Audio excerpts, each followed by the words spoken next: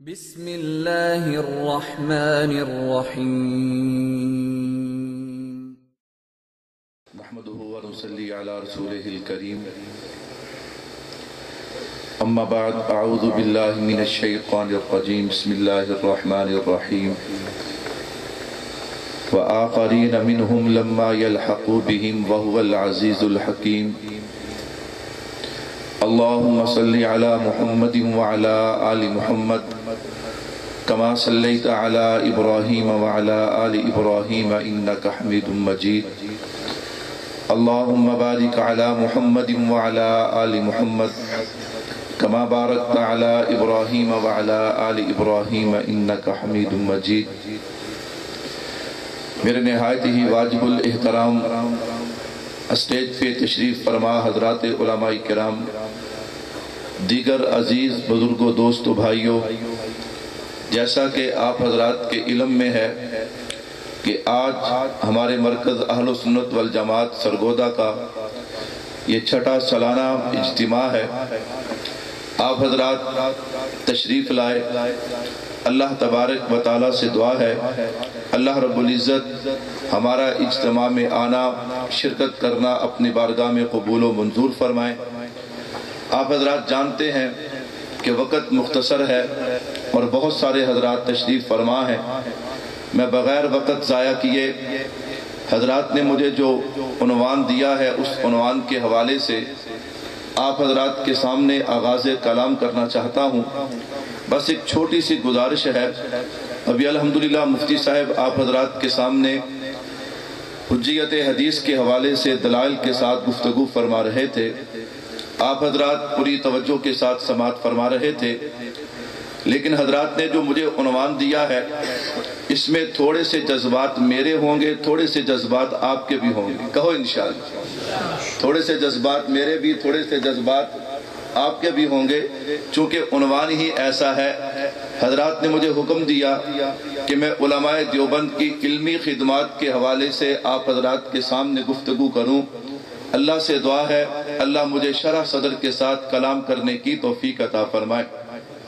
میرے بھائیوں، علماء دیوبند کی علمی خدمات، اس سے پہلے کہ میں علماء دیوبند کی علمی خدمات آپ حضرات کے سامنے پیش کروں، میں سب سے پہلے اس مرکز، اس ادارے، اس گلشن کا تعارف آپ کے سامنے لانا چاہتا ہوں کہ جہاں سے میرے اکابر نے علم، عمل، اخلاص، کردار، صداقت، عدالت، شرافت، لیاقت، ذہانت کا علم لیا اور علم لے کر پوری دنیا میں پھیلا دیا۔ جہاں سے میرے اکابر نے علم کی خوشبو کو لیا اور پورے جہان کو معطر کر دیا۔ میری مراد دارالعلوم دیوبند ہے۔ اس سے پہلے کہ میں اپنے اکابر کی علمی خدمات آپ حضرات کے گوش گزار کروں، میں دارالعلوم دیوبند کا تعارف لانا چاہتا ہوں۔ بھائیوں، دارالعلوم دیوبند کیا ہے؟ میں نے عرض کیا وقت نہایت مختصر، صرف اشارتاً گفتگو ہو سکتی ہے۔ میں نے کہا دارالعلوم دو چیزیں ہیں۔ نمبر ایک، دارالعلوم کی ذات جسے دارالعلوم کی عمارت کہا جاتا ہے۔ نمبر دو، دارالعلوم میں پڑھائے جانے والے علوم۔ میں نے کہا دارالعلوم کی ذات کی نسبت بھی بے مثال ہے اور علوم کی نسبت بھی، بولو یار بولو، کیا ہے؟ بے مثال ہے۔ میں نے کہا نا کچھ جذبات میرے ہوں گے، کچھ جذبات آپ کے ہوں گے، انشاءاللہ بات بنتی چلی جائے گی۔ خیر، میں عرض کر رہا تھا، میں نے کہا دارالعلوم کی ایک ذات ہے جسے عمارت کہا جاتا ہے، ایک دارالعلوم میں پڑھائے جانے والے علوم ہیں۔ میں دونوں کی نسبت پیش کر کے علماء دیوبند کی علمی خدمات کی طرف آنا چاہتا ہوں۔ میں نے کہا جہاں تک ذات کی بات ہے، سنو، دارالعلوم دیوبند کی ذات کی نسبت کتنی بڑی ہے۔ دنیا میں ایک وقت ایسا بھی آیا کہ ہندوستان میں کفر کا طوفان تھا، شرک برجمان تھا، بدعات رسومات میں مبتلا انسان تھا۔ ہاں جناب والا، ہر طرف جہالت گمراہی کا ڈیرا تھا، اسلام برائے نام تھا، مذہب بدنام تھا۔ ہر غلط کام تھا، عقیدہ خام تھا، انگریز کی حکمرانی تھی، ہر طرف ویرانی ہی ویرانی تھی، بڑے بڑے زمیندار، سیاستدان، بڑے بڑے چودھری، بڑے بڑے مالدار حکومت کے وفادار تھے، ملک و ملت کے غدار تھے، مذہب سے بیزار تھے، قرآن جلائے جا رہے تھے، اسلام کے نقشے مٹائے جا رہے تھے۔ پھر جناب والا قدرت الہی سے فیصلہ ہوا، اور قانون قدرت بھی یہی ہے کہ خزاں کے بعد بہار لازم ہے، رات کے بعد صبح کا سویرا لازم ہے۔ پھر عالم رویا میں میرے اور آپ کے پیارے آقا جناب محمد الرسول اللہ صلی اللہ علیہ وسلم نے حضرت مولانا قاسم نانوتوی رحمت اللہ علیہ کو صرف حکم نہیں فرمایا، بلکہ اپنے ہاتھوں سے دارالعلوم دیوبند کی بنیاد رکھی ہے۔ میں نے عرض کیا نا، دارالعلوم دیوبند کی جو ذات ہے، جو عمارت ہے، اس کی نسبت بھی بے مثال ہے۔ تو آقا نے عالم رویا میں حضرت نانوتوی کو صرف حکم نہیں فرمایا، بلکہ اپنے ہاتھوں سے دارالعلوم دیوبند کی بنیاد رکھی ہے۔ اسی کو تو شاعر یوں کہتا ہے، خود ساقی کوثر نے رکھی میں خانے کی بنیاد یہاں، خود ساقی کوثر نے رکھی میں خانے کی بنیاد یہاں، تاریخ مرتب کرتی ہے دیوانوں کی روداد یہاں۔ میں نے کہا یہ میرے مدرسہ دارالعلوم دیوبند کی بنیاد ہے۔ بنیاد رکھنے والی کون سی ہستی ہے؟ امام الانبیاء صلی اللہ علیہ وسلم۔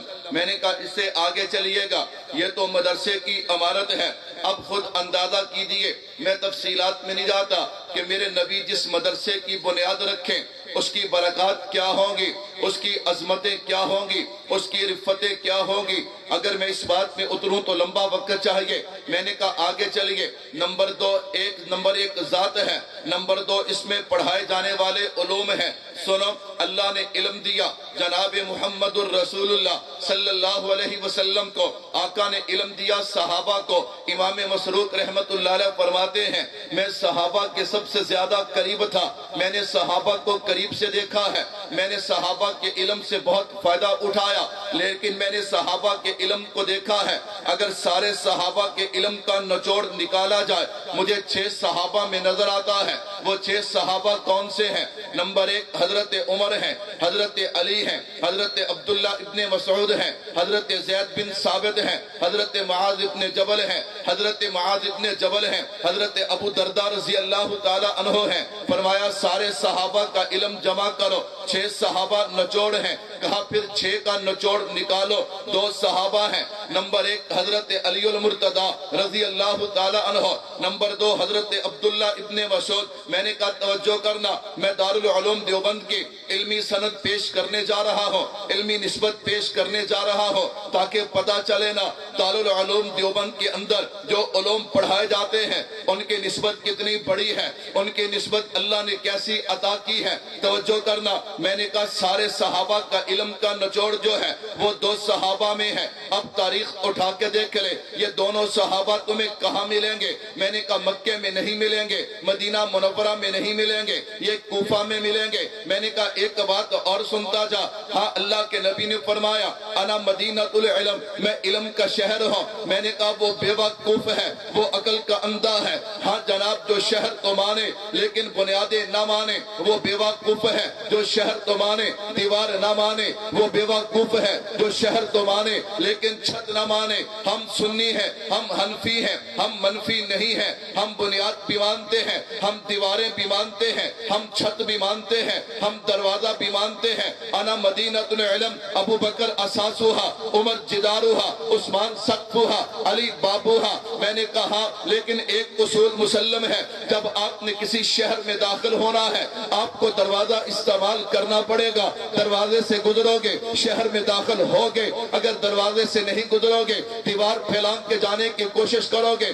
مجرم تصور کیے جاؤ گے۔ میں نے کہا یہ بات اپنی جگہ پہ ہے، انا مدینۃ العلم، میرا نبی علم کا شہر ہے، لیکن اس شہر کا دروازہ میں نے کہا مجھے کوفے میں نظر آتا ہے۔ پھر میرے اور آپ کے امام اعظم امام ابو حنیفہ رحمت اللہ علیہ مجھے کوفے میں نظر آتے ہیں۔ آپ کہیں گے مولوی صاحب چلے تو دارالعلوم دیوبند کی علمی سند بیان کرنے تھے، آپ کوفہ میں پہنچ گئے. میں نے کہا اب دیکھنا ادھر امام صاحب ہیں, ادھر میرے نبی کے صحابہ ہیں, اور ادھر قاسم العلوم والخیرات حضرت مولانا محمد قاسم ننوتوی ہیں. دیوبند والے توجہ کرنا, میں نے کہا میرے شیخ قاسم ننوتوی نے علم حاصل کیا شاہ اسحاق سے, شاہ اسحاق نے حاصل کیا شاہ عبد الغنی سے, شاہ عبد الغنی نے حاصل کیا شاہ عبد العزیز سے, شاہ عبد العزیز نے حاصل کیا شاہ ولی اللہ سے, شاہ ولی اللہ نے حاصل کیا شیخ ابو طاہر مدنی سے, شیخ ابو طاہر مدنی نے محمد بن احمد سے, محمد بن احمد نے حافظ حسام الدین رحمت اللہ علیہ سے,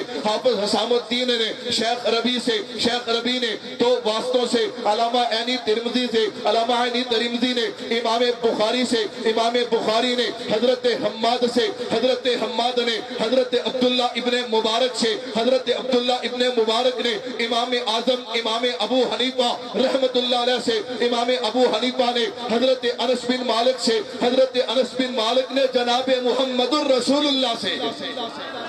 میں نے کہا ذات کی نسبت بھی بے مثال ہے اور علم کی نسبت بھی بے مثال ہے. میں نے کہا ہاں اگر ذات دیکھو گے تمہیں دارالعلوم دیوبند کی ذات بھی بے مثال نظر آئے گی, اگر تم علم کو دیکھو گے تمہیں علم بھی بے مثال نظر آئے گا. میں نے کہا آگے چلتے ہیں علماء دیوبند کی علمی خدمات, میں 5 خدمات اشارتاً آپ حضرات کے گوش گزار کروں گا.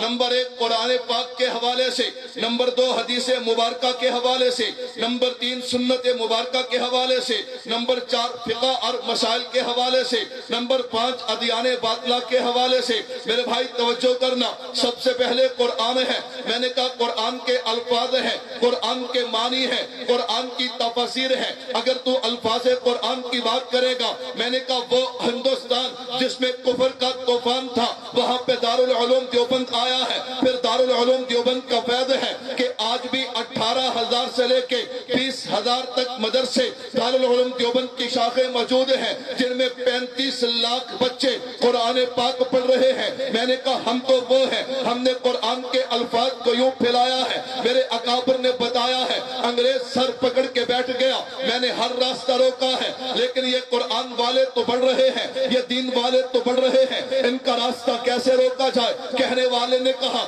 تم جانتے ہو ایک جسم ہوتا ہے, ایک روح ہوتی ہے, جب تک جسم میں روح باقی ہو جسم کا کچھ بگاڑ نہیں سکتے, اگر روح نکل جائے جسم بیکار ہو جاتا ہے. کہنے لگا میں سمجھا نہیں. کہا مسلمانوں کا جو ایمان ہے اس کی روح قرآن ہے, اگر قرآن چھین لوگے مسلمان بے جان ہو جائے گا. وہ سمجھا یہ لکھا ہوا قرآن جلا دیتے ہیں, اسے بہا دیتے ہیں, بات ختم ہو جائے گی. یہ دارالعلوم دیوبند کا فیض ہے, آج پوری دنیا میں قرآن ہے, یہ دارالعلوم دیوبند کی علمی خدمت ہے. خیر انگریز نے قرآن جلانا شروع کیا, مدرسے سے قرآن اٹھا کے قرآن بہانے شروع کیے ہیں. ایک مدرسے سے قرآن جو اٹھایا ہے, اللہ اکبر, حافظ صاحب نے کہا او ظالم اسے تو جلا دے گا, لیکن میرے سوال کا جواب تو دیتا جانا. تیرا سوال کیا ہے؟ معصوم بچہ پیش کر دیا, کہا یہ لکھا تو جلا دے گا, اس کے سینے سے قرآن کیسے نکالے گا؟ یہ دارالعلوم دیوبند کی محنت ہے. آج بھی ہندوستان میں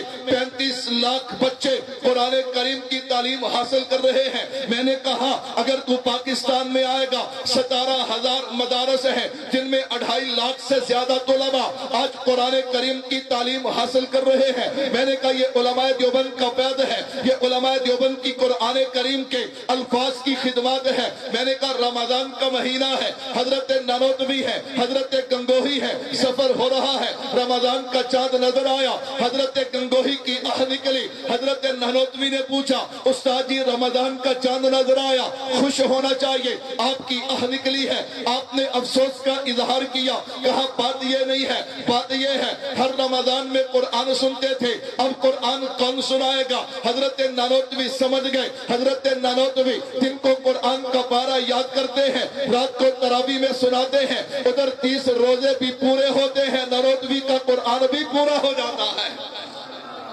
یہ ہمارے اکابر نے الفاظ قرآن کی خدمت کی ہے. آپ کہیں گے وہ تو پہلے دور کی بات ہے. میں نے کہا آج بھی اگر تو قریب میں دیکھنا چاہتا ہے تو میں نے کہا استاذ المناظرین فخر دیوبند حضرت علامہ علی شیر حیدری شہید رحمت اللہ علیہ اگر جیل میں جاتا ہے 3 مہینوں کے بعد جیل سے نکلے ہیں تو حافظ قرآن بن کے نکلتے ہیں. میں نے کہا الفاظ قرآن بھی ہیں, آگے چلیے معنی قرآن اور تفسیر قرآن دیکھتے ہیں. میں نے کہا اگر معنی اور تفسیر کی بات آئے گی تو ترجمہ لکھنے والے حضرت شیخ الہند رحمت اللہ علیہ جنہوں نے قرآن کا ترجمہ لکھا ہے یہ دیوبندی ہے. میں نے کہا اس سے آگے چل حضرت مولانا اشرف علی تھانوی رحمت اللہ علیہ نے 12 جلدوں میں بیان القرآن قرآن کی تفسیر لکھی ہے جو دیوبندی ہے. حضرت مولانا عبدالحق دہلوی رحمت اللہ علیہ نے 8 جلدوں میں فتح المنان لکھی ہے جو دیوبندی ہے. اس سے آگے چل حضرت مولانا عاشق الہی رحمت اللہ علیہ جنہوں نے 8 جلدوں کے اندر انوار البیان لکھی ہے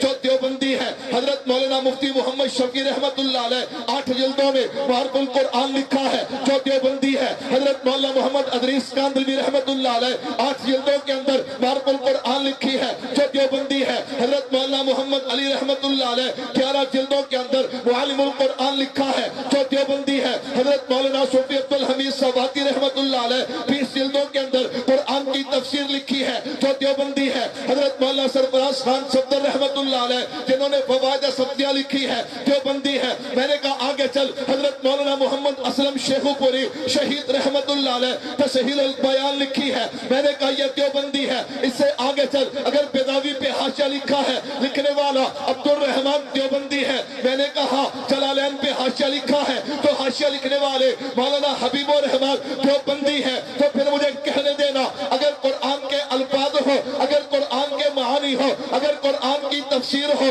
علماء دیوبند کی علمی خدمات کا کوئی مقابلہ بولو دیوبندیوں مقابلہ سارے نہیں بولتے سارے دیوبندی نہیں سارے بولو کر سکتے کہ نہیں کر سکتے ڈرتے کیا ہو سارے بولو کر سکتے کہ نہیں کر سکتے. میں نے کہا بھائی توجہ کرنا یہ قرآن کریم تھا. قرآن کریم سے آگے چلیے اگر آپ حدیث مبارکہ دیکھیں گے حدیث مبارکہ میں بھی علماء دیوبند کی خدمات آپ کو منفرد نظر آئیں گی. میں نے کہا بخاری شریف کی شرح اگر فیض الباری لکھی ہے تو لکھنے والے حضرت مولانا محمد انور شاہ کشمیری رحمت اللہ علیہ دیوبندی ہیں. اگر بخاری شریف کی شرح تقریر البخاری لکھی ہے تو لکھنے والے شیخ زکریا رحمت اللہ علیہ دیوبندی ہیں. اگر بخاری شریف پہ حاشیہ لکھا ہے تو لکھنے والے حضرت سہارنپوری رحمت اللہ علیہ دیوبندی ہیں. اگر جناب والا الساری فی اطراف البخاری لکھی ہے تو لکھنے والے حضرت مولانا عبدالعزیز رحمت اللہ علیہ دیوبندی ہیں. میں نے کہا بخاری شریف پہ شرح فضل الباری لکھی ہے تو لکھنے والا دیوبندی ہے. انعام الباری لکھی ہے تو لکھنے والا دیوبندی ہے. احسان الباری لکھی ہے تو لکھنے والا دیوبندی ہے. درس باری بخاری لکھی ہے تو لکھنے والا دیوبندی ہے. میں نے کہا اس سے آگے چل اگر موطا امام مالک کی شرح لکھی ہے تو لکھنے والا شیخ زکریا دیوبندی ہے. میں نے کہا اس سے آگے چل ابو داؤد کی شرح لکھنے والا فضل المجہود شیخ زکریا رحمت اللہ علیہ یہ بھی دیوبندی ہے. ترمذی شریف کی شرح لکھنے والا العرف الشذی یہ بھی دیوبندی ہے. میں نے کہا مسلم شریف کی شرح لکھنے والا فتح الملہم یہ بھی دیوبندی ہے. میں نے کہا ہاں ابن ماجہ پہ حاشیہ لکھنے والے حضرت مولانا محمد انور شاہ کشمیری رحمت اللہ علیہ یہ بھی دیوبندی ہے. تو پھر مجھے کہنے دینا میدان قرآن کا ہو دیوبند کی مثال نہیں ہے, میدان حدیث کا ہو دیوبند کی مثال ہے. اور میں نے کہا اس سے بھی آگے چلیے میدان سنت کا ہو دیوبند کی مثال دیوبند کی مثال وقت ہوتا ہر بات کو کھولا جاتا لیکن وقت میں بات سمیٹنا ضروری ہے. میں نے کہا الحمدللہ پوری دنیا میں دیکھو میں کہا کرتا ہوں کہ جو آدمی امام صاحب کو گالیاں دیتا ہے وہ تبلیغی جماعت کو بھی میں بات سمیٹ کے کہتا ہوں وگرنہ سنت پہ گفتگو کرے لمبا وقت چاہیے. آپ کہیں گے کیوں؟ میں نے کہا آپ جانتے ہیں کہ سنتوں کو جمع کرنے کا کام اللہ نے امام صاحب سے لیا ہے اور سنتوں کو پھیلانے کا کام اللہ نے تبلیغی جماعت سے لیا ہے. آج ہمارے تصوف والے حضرات پوری دنیا میں سنت کو پھیلا رہے ہیں. ہماری تبلیغی جماعت پوری دنیا میں سنت کو پھیلا رہی ہے. سنت کے میدان میں بھی علماء دیوبند کا کوئی مقابلہ نہیں کر سکتا. میں ساری باتیں چھوڑ کے آخری بات کہتا ہوں. اب اگر میں تفصیلات میں جاؤں کہ فقہ پہ علماء دیوبند کی خدمات کیا ہے، میں صرف اشارتاً عرض کرتا ہوں. میں نے کہا علاوہ سنا، اگر 20 جلدوں میں لکھی ہے تو لکھنے والا دیوبندی ہے. ملا علی قاری کی نصب الرایا کا اگر اس کی شرح لکھی ہے تو لکھنے والا محمود الروایا یہ بھی دیوبندی ہے. نصب الرایا پہ 4 جلدیں شائع کرنے والے یہ بھی دیوبندی ہے. میں نے کہا اگر تم مسائل میں اترے گا، تعلیم الاسلام لکھ کے امت پہ احسان کرنے والا یہ بھی دیوبندی ہے. بہشتی زیور لکھ کے ہر گھر پہ ہاں جناب والا ہر گھر کے لیے آسانیاں پیدا کرنے والا یہ بھی دیوبندی ہے. اگر کنز پہ حاشیہ لکھا ہے تو یہ حاشیہ لکھنے والا یہ بھی دیوبندی ہے. میں نے کہا اگر اس سے آگے چلے گا، فتاوی جات کی دنیا میں اترے گا، فتاوی دیوبند یہ بھی دیوبند کا ہے. فتاوی رشیدیہ یہ لکھنے والا بھی دیوبندی ہے. فتاوی محمودیہ لکھنے والا بھی دیوبندی ہے. امداد الفتاوی لکھنے والا بھی دیوبندی ہے. میں نے کہا کون سی خدمات لاؤ؟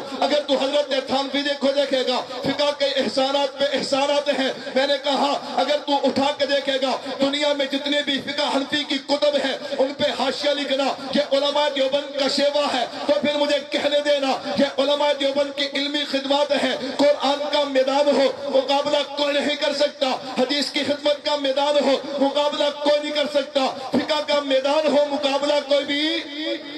اور پھر یوں بھی ہوتا ہے. اللہ نے یہ دارالعلوم دیوبند ہمیں ایک گلشن دیا. کیا دیا؟ اور آپ جانتے ہیں گلشن میں پھول رنگا رنگ کے ہوتے ہیں، لیکن ہر پھول جو ہے اس میں 2 چیزیں لازم ہیں، حسن بھی لازم ہے اور خوشبو بھی. وہ پھول نہیں ہوتا جس میں حسن نہ ہو، کشش نہ ہو، جس میں خوشبو نہ ہو. ہاں پھر کبھی یوں ہوتا ہے ہر پھول اپنی اپنی قسم کی اپنی خوشبو ہے، لیکن کبھی یوں ہوتا ہے. یہ دیوبند کی تاریخ ہے. میں آخری بات سمیت کے کہتا ہوں. میں نے کہا یہ دیوبند کی تاریخ ہے. کبھی یوں بھی ہوتا ہے کہ ہر رنگ کی خوشبو جو ہے اللہ وہ ایک ہی انسان میں مہکا دیتے ہیں، وہ ایک ہی پھول میں جمع کر دیتے ہیں. میں نے کہا بھائیو، قرآن، حدیث، سنت، فقہ، اور اگر آپ آخری میدان دیکھیں ادیان باطلہ کا، میں نے کہا ادیان باطلہ کا میدان سجاؤ گے، اس میں علماء دیوبند کی علمی خدمات ہیں. اس میں بھی اللہ نے علماء دیوبند سے عجیب علمی خدمات لی ہیں. اگر آپ تاریخ اٹھا کے دیکھیں منکرین حدیث اگر آئے ہیں ان کے مقابلے میں علمی میدان سجا کے اگر مقابلہ کیا ہے تو مقابلہ کرنے والے مولانا حبیب الرحمان آدمی یہ بھی دیوبندی ہے. مناظر احسن گیلانی یہ بھی دیوبندی ہے. اگر عیسائیت نے میدان سجایا ہے تو علمی میدان سجا کے مقابلہ کرنے والے مولانا رحمت اللہ یہ بھی دیوبندی ہے. مولانا ابو المنصور یہ بھی دیوبندی ہے. اگر غیر مقلدیت نے سر اٹھایا ہے تو علمی میدان سجا کے جواب دینے والے حضرت مولانا رشید احمد گنگوہی یہ بھی دیوبندی ہے. میں نے کہا اگر رافضیت نے سر اٹھایا ہے تو علمی میدان سجا کے جواب دینے والے حضرت نانوتوی، حضرت سہارنپوری، حضرت گنگوہی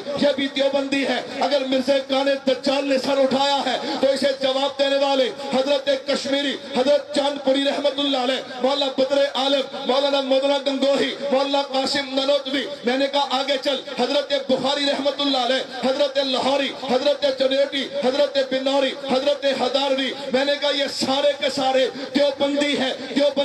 تو پھر مجھے کہنے دینا اگر ادیان باطلہ کی بات آتی ہے تو جس باطل نے بھی سر اٹھایا ہے علمی میدان سجا کے جواب دیا ہے یہ علماء دیوبند کا شیوا ہے، یہ علماء دیوبند کا کردار ہے. تو پھر مجھے کہنے دینا یہ دارالعلوم دیوبند کا فیض ہے. اور انشاءاللہ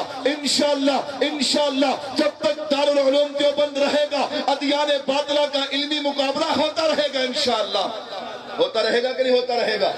تو ہم نے تو یوں مقابلہ کیا ہے. اگر میں ابھی واقعات میں آؤں اپنے اکابر نے کیسی قربانیاں دی ہیں اس کے لیے وقت چاہیے. میں عرض کر رہا تھا کبھی یہ خوشبو بکھرتی ہے اور کبھی سمٹتی ہے. کبھی کیا مطلب؟ اللہ ایک ہی اقشار میں یہ ساری خوبیاں جمع کر دیتے. کیا کر دیتے؟ ہم دیوبند والے جو ہیں ہمارا سودا کھڑا ہے. کیا ہے جی؟ ہم اپنا سودا پیش کرتے ہیں. وہ جس کا پاس سودا اچھا ہونا جی وہ اپنا سودا پیش کرتا ہے. چیک کر بھائی، اگر دل کرے تو لے جانا وگرنہ یہیں پہ چھوڑ جانا. یہ بات وہ کہتا ہے جسے اپنے سودے پہ، جسے اپنے مال پہ پورا بھروسہ ہو. میں نے کہا ہم دیوبند والے ہیں، ہم علمی خدمات پیش کرتے ہیں. ہم کہتے ہیں آؤ چیک کر لو، ہمارے سودے کو چیک کر لو، ہمارے مال کو چیک کر لو. اگر تم دیکھو حقیقت ہے مان لو وگرنہ چھوڑ جاؤ. انکار تم کر نہیں سکتے. میں نے کہا کبھی اللہ یہ منفرد ایک ایک آدمی میں یہ خوشبو عطا کرتے ہیں، کبھی ایک انسان میں جمع کر دیتے ہیں۔ آپ کہیں گے کیا مطلب؟ میں نے کہا ایک ہی انسان جو ہے اس میں آپ کو ساری خصوصیات نظر آئیں گی۔ اگر قریب زمانہ میں دیکھنا چاہتے ہو چلو میرے ساتھ، میں سمندری شہر میں علامہ فاروقی شہید دکھاتا ہوں۔ میں نے کہا اس سے آگے چلو گے پھر مفتی محمود دکھاؤں گا، میں نے کہا اس سے آگے چلو گے حضرت لاہوری دکھاؤں گا، اس سے آگے چلو گے حضرت بخاری دکھاؤں گا، اس سے آگے چلو گے حضرت کشمیری دکھاؤں گا۔ دیوبند کی تاریخ تو بھری پڑی ہے۔